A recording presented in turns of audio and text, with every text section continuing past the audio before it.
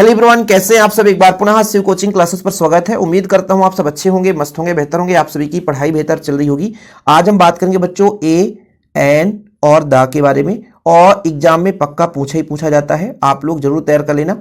सबसे ज्यादा जो कंफ्यूजन होता है मन में बच्चों ए और एन के बारे में, जैसे ए का प्रयोग कहां करते हैं तो आपको पता होना चाहिए। यदि उच्चारण आपसे बन रहा बच्चों तो सिंपल है, उच्चारण करते समय यदि व्यंजन आ जाए, क्या आ जाए बच्चों, व्यंजन आ जाए, उच्चारण करते समय यदि व्यंजन आ जाए तब वहां हमें ए का प्रयोग करना है। और बच्चों यदि एन की बात करें, यदि उच्चारण में, ध्यान रखना, यदि उच्चारण में बच्चों स्वर आ जाए, क्या आ जाए, स्वर आ जाए, यदि उच्चारण में स्वर आ जाए तो एन का प्रयोग करना है। ठीक है, बस इतना आप लोग समझ गए। फिर जब हम बात करते हैं बच्चों दा की, तो दा के लिए हमको ध्यान रखना है कि जैसे कोई प्रसिद्ध ग्रंथ आ गया, अब सीधा सा यहां पर एग्जाम है तो एकदम शॉर्टकट हम बात करेंगे। प्रसिद्ध ग्रंथ, प्रसिद्ध ग्रंथ में जैसे जैसे रामायण, गीता, कुरान। ठीक है बच्चों। नदी, प्रसिद्ध नदी जैसे गंगा, ब्रह्मपुत्र, अमेजन, प्रसिद्ध नदी होनी चाहिए बच्चों। ठीक है। इसके बाद जैसे मान लीजिए प्रसिद्ध स्थान, प्रसिद्ध स्थान। ठीक है बच्चों। और जैसे महापुरुष, महापुरुष, ठीक है, महापुरुष, इनके नाम के पहले हम दा का प्रयोग करते हैं। और भी बहुत सारे एग्जाम्पल्स हैं दा के ढेर सारे नियम हैं।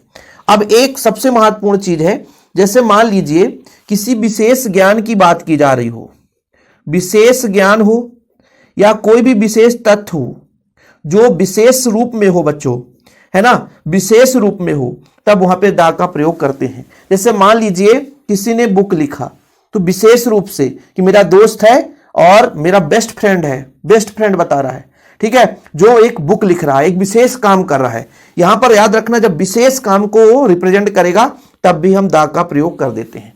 और भी धार्मिक स्थान जो भी आप ले सकते हैं बच्चों, धार्मिक स्थान के नाम के, समुदाय के नाम के, संगठन के नाम पे, वंशजों के नाम पे, राजनीतिक दलों के नाम पे, है ना, कोई जॉब है बच्चों उसके नाम के पहले दा का प्रयोग करते हैं। राष्ट्रीयता के नाम के, धर्म ग्रंथों के नाम के पहले दा का प्रयोग करते हैं। तो ये दा का प्रयोग बच्चों थोड़ा सा अलग ही है।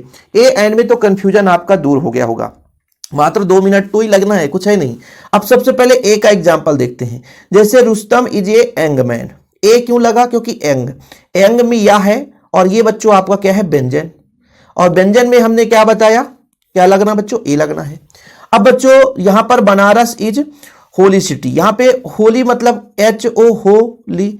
अब ये क्या बच्चों, व्यंजन है, तो फिर यहां पर क्या लगेगा, ए लगेगा। यूजफुल, यूजफुल मतलब ऐसा यूज, यूजफुल। अब क्या है बच्चों, ये व्यंजन है तो ए लगेगा। फिर ईयर, ईयर बच्चों यहां पर देखो, ईयर ये क्या है, स्वर है बच्चों, क्या है, स्वर है, तो फिर ये जब स्वर है तो इसमें एन लगेगा।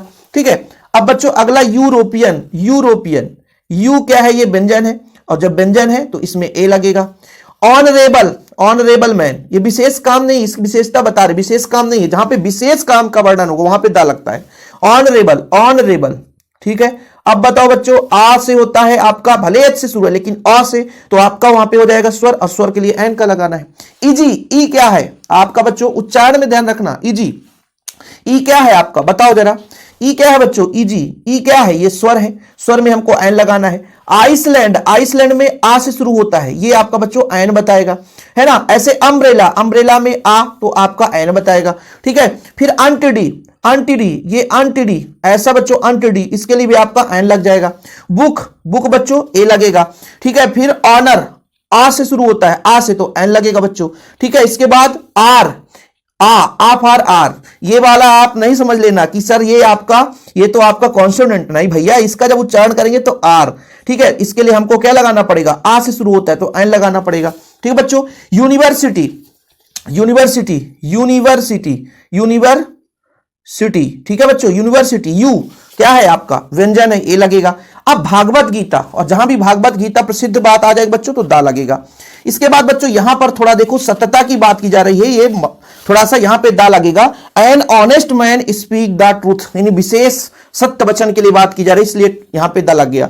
अभी is the best student is class, मतलब विशेषता बता रहा, विशेष बल दिया जा रहा है, इसलिए यहां पे दा लग गया, है ना। फिर MP in English, Prabhu is an MP in English, है ना, तो एन लगेगा। एम, एम बच्चों ए, ठीक है, इसलिए आपका एन लग गया। लॉट, ला से आपका ए हो जाएगा बच्चों। इंजीनियर तो आपका ई से होगा तो एन लगेगा।